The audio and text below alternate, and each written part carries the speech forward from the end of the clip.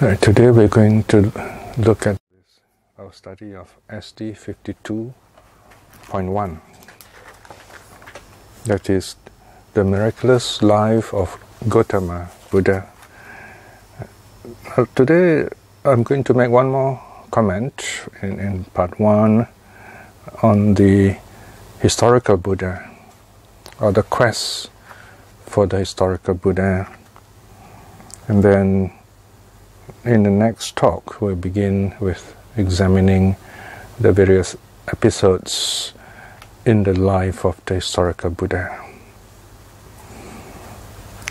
When we talk about the founder of a religion, we must be interested in whether he existed or not. And of course, to say whether someone existed or not, you need historical proof. You have to know the times he lived in, the events that attended his life, the events that affected him, and how he affected the events of his time, and so on. So, now the Buddha lived about 2,600 years ago. Well, despite him living so long ago, two and a half millennia ago, we know enough about him to be able to put together some kind of biography, life story. Of course, no life story of a person can be accurate. The life of a person is so many years. In the case of the Buddha, we are told 80 years. So whatever biography of the Buddha that we have can only be limited to a certain number of pages, a certain number of time that we talk about him. So it's always a kind of summary. It's never really a complete life of the Buddha. We were talking a bit about what kind of person he is, or what he did, or in the case of the Buddha, what he taught also. And also about his disciples, and to some significant extent, how he affected the culture of his time, and how the culture of his time affected him too, and so on. And putting all this together, we ask the question, how are we affected by him, or how should we behave towards him, or how should we conduct ourselves in regard to the teachings that he has given us, or the kind of teachings that we can say comes from him. Now, Buddhism, as we all know, is a very old religion, and today there are so many forms of Buddhism that in some way has discounted the Buddha. He has become just one of the icons, if we can use that word, among many other countless Buddhas, if you like. And many of these Buddhas are not mentioned, or even mentioned in the suttas. They are later inventions, and there are other beings brought to life, fictional life, by the Mahayana, Vajrayana, and modern Buddhists. In fact, many of these aspects have kind of, they have apotheosized. They have turned all these beings into some kind of eternal God, if you like, or eternal being, or essence, or whatever. In many ways, what the Buddha spoke against exactly what this kind of people, these later Buddhists, have done. They have created godlike figures to replace the historical Buddha. So we're not interested in those aspects unless you're interested in philosophy and theology, which of course they make interesting study too. We are interested in the historical Buddha as our founder, precursor, our teacher, inspiration, and our guide on this to the path of awakening, on the path of awakening. It is with that understanding we're going to briefly examine the quest for the historical Buddha. Now, when we say we are in quest of someone, we are searching for this person, in some ways the quest has been done. That we today can see historical monuments like Asoka's pillars and the various stupas and so on, which go back many hundreds of years before our time and hundreds of years after the Buddha's time. So we do have some kind of epigraphical evidence, inscriptions of the Buddha's existence, monuments created in his name. There's only one big problem here. We do not seem to have mention of him in other scriptures. I'm not sure if the Jains do mention the Buddha or not, but definitely the Buddha mentioned the Jains, which in itself shows that the Buddha does exist, because he mentioned another historical figure, that is Mahavira. And we got to ask ourselves now, when we go in quest of the Buddha, is it important that we affirm him to be like a historical figure in our time, someone we have met or someone who is well documented in the modern sense of the word? We will never be able to do that for someone who has lived 2.5 million ago. So what we have of the Buddha, here we want to be exact whom we're talking about, so we call him the historical Buddha. So this is an interesting point here. We must consider that we call him the historical Buddha so that we can distinguish him from other Buddhas who are not historical. The eternal Buddhas, the cosmic Bodhisattvas, and so on. We're not talking about them, right? So in that sense, we say the historical Buddha, Sakyamuni, Gotama, the Buddha. So that's the first meaning we must note. Then, as they say, the test of the pudding is in the eating. So we're interested in the historical Buddha because of the teachings that he has left us. This amazing collection of Pali suttas, which couldn't have been simply put together ad hoc by some people on their own initiative. In other words, it's their own ideas, their own teachings, without the existence of the Buddha. That is not possible. Because of we can see a very clear trend, or better with trends, in the suttas. Here, I mean especially the four Nikayas, so you can even include the older parts of the fifth Nikaya, the Digha Nikaya, Majjhima Nikaya, Sangyutta Nikaya, Anguttara, and the Sutta Nipata, even the Dhammapada, Therigatha, if you like.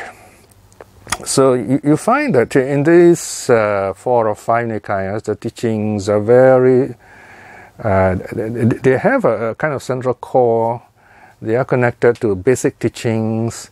They follow very clear threads of arguments, of teaching, stories, and so on.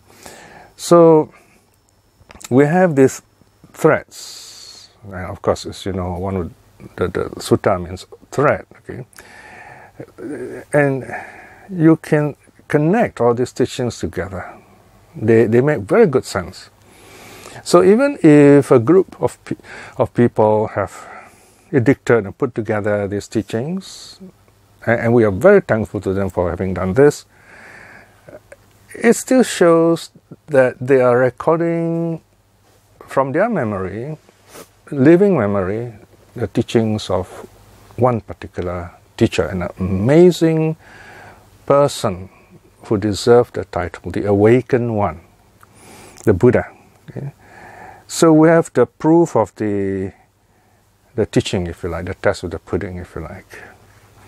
So in this sense, we can also call this quest as a quest for the historical teachings, or even the true teachings of the Buddha. Because even if we know that the Buddha did exist as a person, it doesn't help us very much, because we don't worship him as deity. We don't need him in a sense to awaken, in a sense. Okay? Historically, yes, we need him, because if he did not arise, we won't have the teachings. But because we have the teachings, we need the teachings. In that sense, we need the Buddha, yes. The point here is that the teaching is above the Buddha, and this is a very important, very vital teaching the Buddha himself has given us. He has placed the Dhamma above himself, and in doing so, he has turned Buddhism into a perpetual legacy for us, a teaching that has reached us, can reach us, and can be practiced by us this very day. So our real quest then is not out there looking for monuments and inscriptions and stories and so on, but to study very carefully the ancient texts that he has given us, the Pali Suttas especially. The next thing we have to understand is the suttas that the suttas are teachings of the Buddha, records of the teachings of the Buddha, not exactly his ipsissima verba, not his exact words, although some may have been spoken by him. They are narratives. They are like, if you like, transcriptions of someone who has given a lecture, giving talks, and then there's a group of people who have recorded down the teachings, and they have to edict it and put it into a narrative sequence, something that when we read we have a good idea where it happened, when it happened, how it happened, and then the teachings themselves. So when we read the suttas, we begin to understand his personality. Now, in the suttas, you don't see much mention of the personal life of the Buddha unless those teachings are connected, unless that life of the Buddha, that episode, is connected with the teaching, that it will help us to understand the teaching better. And this is another interesting feature we will notice in the life of the Buddha. The teaching always comes first. So, if you follow the teaching, then you will become Buddha-like. You can also choose to become Buddha if you like, which is very difficult. So here we have what's called what I call the education analogy, if you like. Okay, the education metaphor, if you like. Imagine we are students in a university, so we specialize in a special field, of course, Buddhist studies, if you like. And you have this really wonderful professor who's been teaching us, and teaching us all these years, and been producing generations of really great students. And he grows old, he retires. Of course, we feel very grateful to him. We hold dinners in his honor, we publish festivals in his honor, we respect him that he retires. So in this case, he passes away, and then we have a new professor.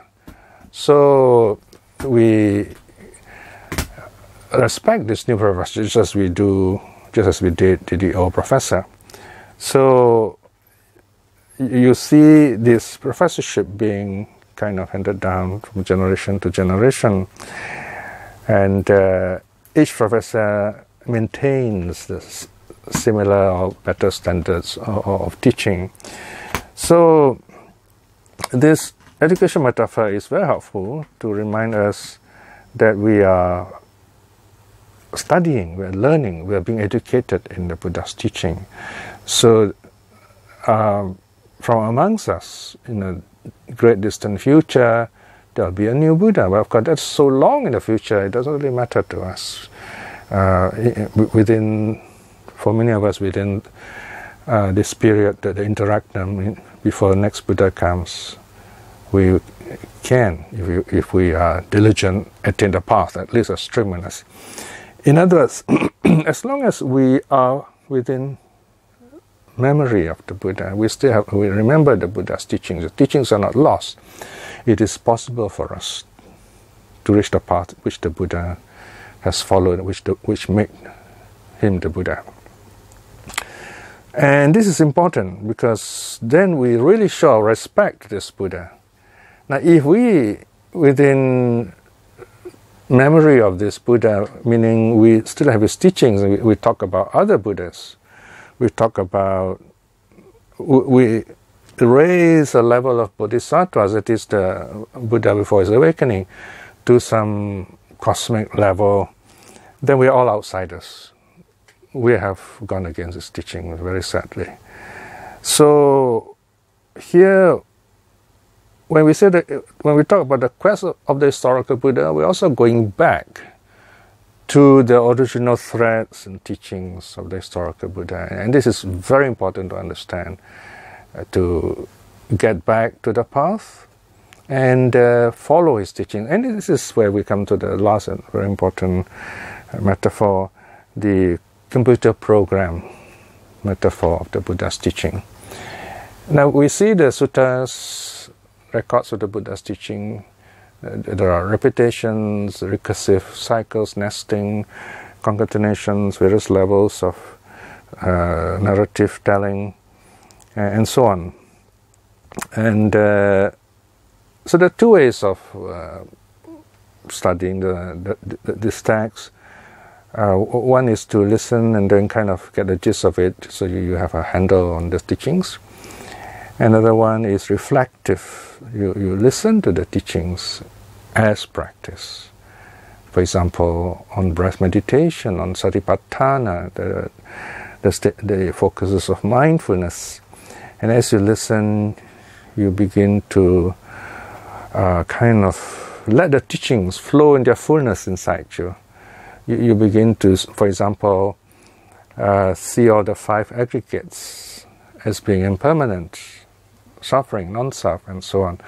So the teaching fulfills itself in us, in our minds. If we are to miss even a line in the computer program, we know very well that the program won't work. So the repetitions are very important. There is a sad, bad habit where modern scholars often try to compress, summarize the Buddha's teachings, simplify it, as they say. But then you won't get the effect. It'll be just like a newspaper effect. You just read some summary and some Google thing, and then that's it. You forget about it. Nothing happens to you. Whereas in the suttas, we keep hearing the same themes over and over because we keep forgetting them. And then we practice them. Something happens to us. And the first thing is you have this sense of joy. You say, wow, I found something here. I found it. This is beautiful. And then you keep on reinforcing this, clarifying this, building this up to ever greater heights. First it is, we seek the path. Then we find the path. And then we begin to see this path as a spiral path that goes upwards, higher and higher. First through moral virtue, where we discipline our body and speech in the service of the mind, mental cultivation, and body, speech, and mind become disciplined to cultivate wisdom, which liberates us from the world, which brings us closer to the direct path to Nirvana. So that's our quest of the path. So you can say we have the quest of the historical Buddha, the quest of the true teachings, both of which end up with the quest for the path.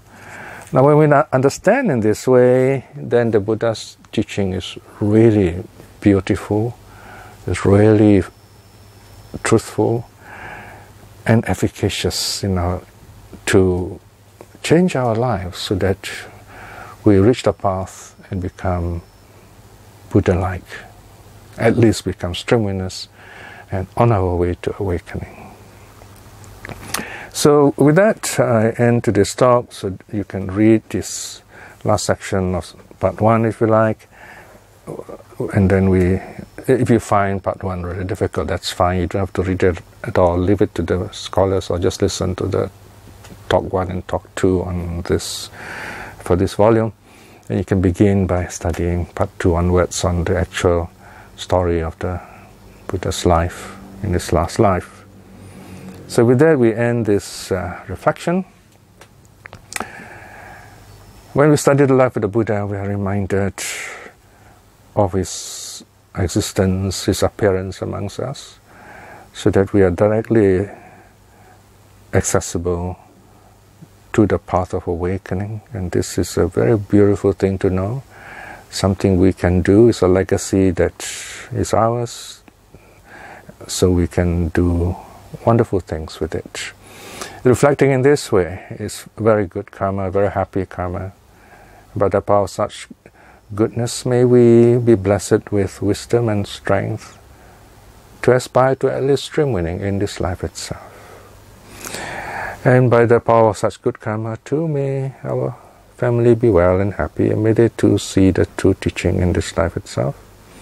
And may those who are serious practitioners who follow the true way to attain the path in this life itself. May those who have gone astray, who see the teaching in wrong ways, may they too see what the Buddha has taught, the true path in this life itself. May all beings be well and happy. Sadhu, sadhu, sadhu.